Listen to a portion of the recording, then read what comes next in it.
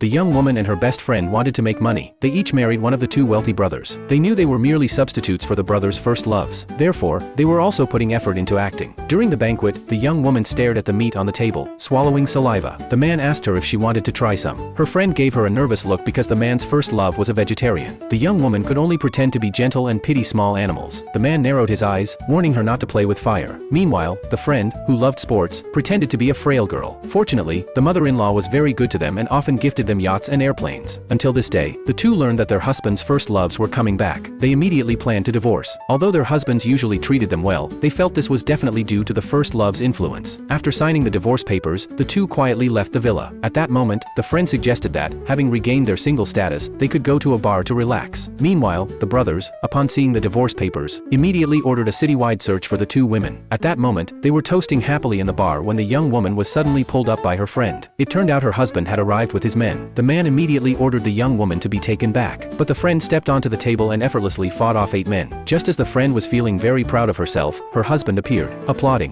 Her frail disguise was completely exposed. Subsequently, the two were taken back home. While the two were discussing escape tactics, the young woman accidentally broke her husband's treasured jade pendant. It was said his first love had given it to him. Immediately, the two went to a jewelry store to make a new piece and deceive. However, a scheming woman took pictures of them. After returning home, the scheming woman barged in to expose the young woman. But the man only cared about the young woman's hand, which had been cut by the jade, and threw the scheming woman out. The man asked the young woman if she remembered that jade piece, but the young woman had no memory of it. Unbeknownst to her, she was precisely her husband's childhood sweetheart. While waiting for their wives to regain their memories, they were willing to let them act mischievously.